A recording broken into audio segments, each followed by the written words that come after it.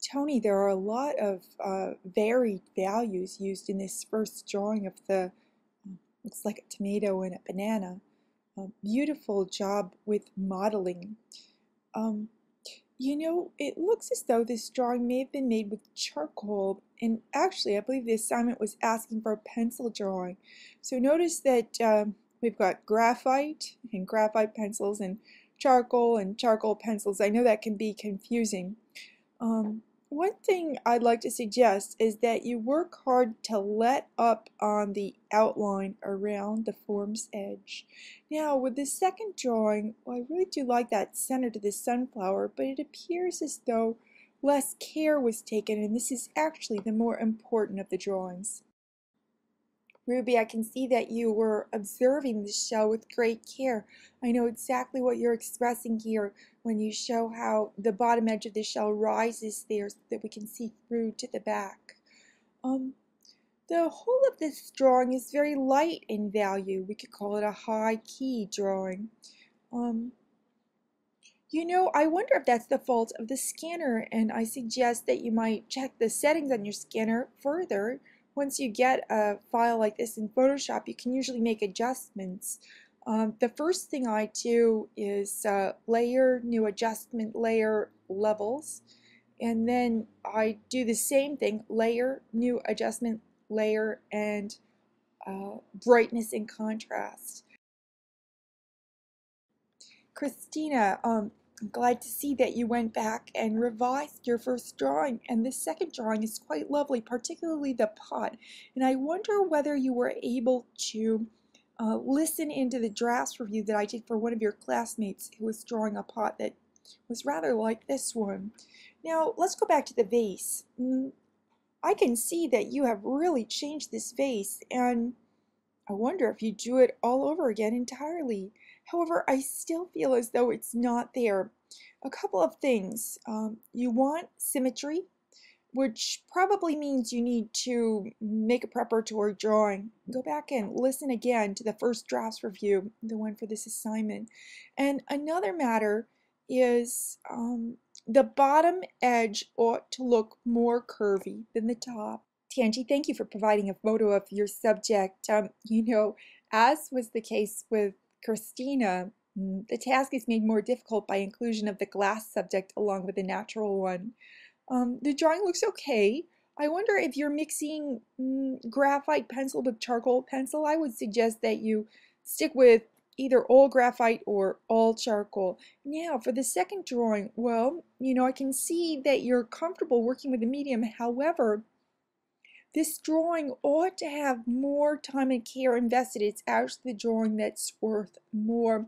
I want to encourage you and all your classmates to include some surroundings so that the subject isn't floating and isolated in the middle of the page. Well, Camille, as I was just saying to Tangi, I want you to draw the ground on which the subject sits and even look for cast shadows. In the case of the tree, draw the ground that it springs from, where it's rooted. I can see that you're observing closely, and I want you to keep moving along that path. With the leaves in the plant, we should be able to see how they overlap when they come together in the center. I'd like you to try working on that. This, to me, looks like a charcoal drawing, surely.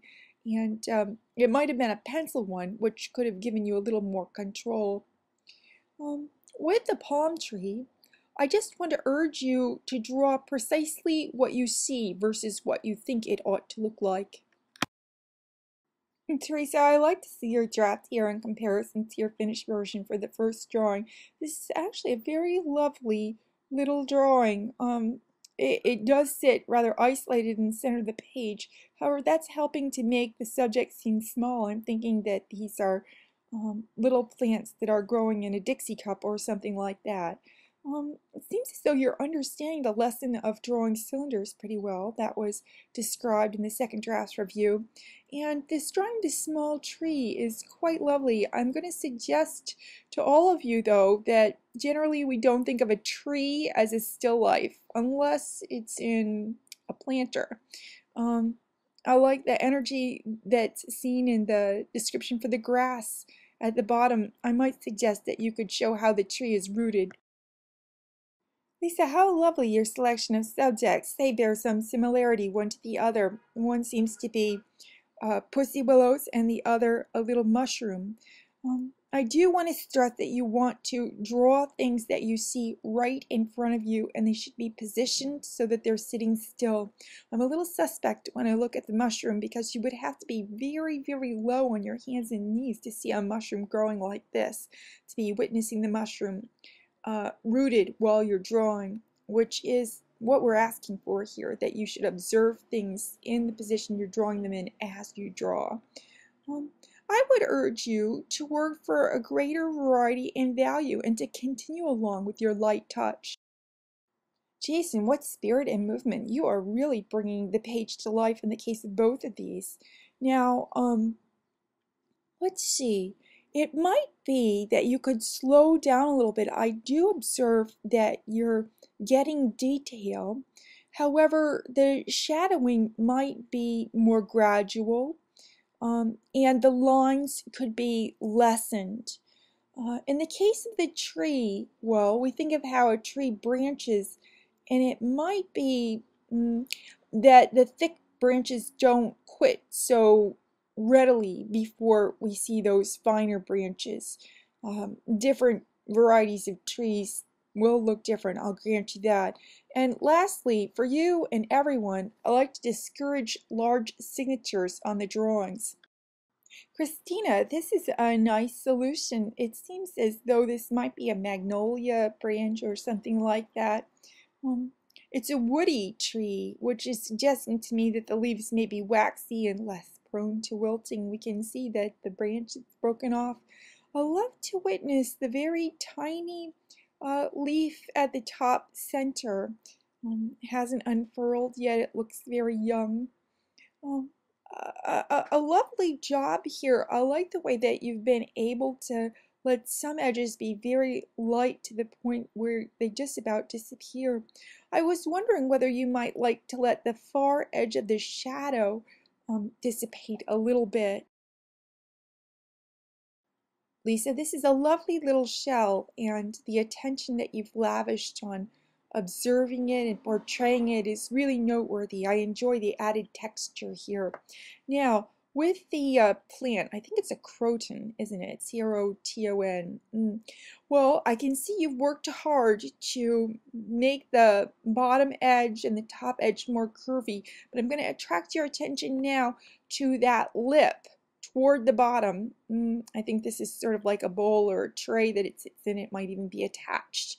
But that would need to be curvier than the top edge also, and it should be almost as curvy as the bottom edge. Now, I want to take a look at your use of shadows in both of these subjects. The shadow is behaving as a halo around the bottom of this subject, and it's fairly uniform. I think you'll find the shadow to be a more specific shape, or set up your light so you see it as that.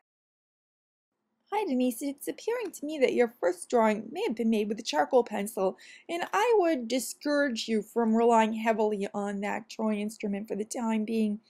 Actually, this assignment was asking for a drawing and graphite pencil, and I know that's a little tricky. Probably the instructions said draw on charcoal paper, and you might have thought, okay, I'm working on charcoal paper, so I should draw on charcoal.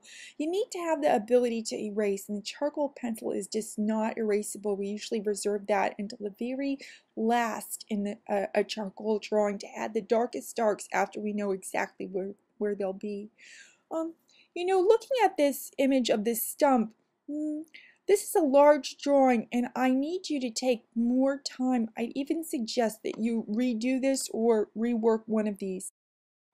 Melissa, I can see the progress in your work among these three images. You know, one thing I like you to pay mind to is that the shadow underneath the shell is not going to grow lighter by the very edge of the shell. Okay, that's probably where it's going to be darkest.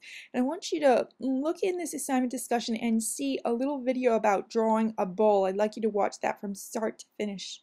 Now, the second drawing is nice, but it's very simple. Remember that in this case, you were asked to draw a subject that was a little larger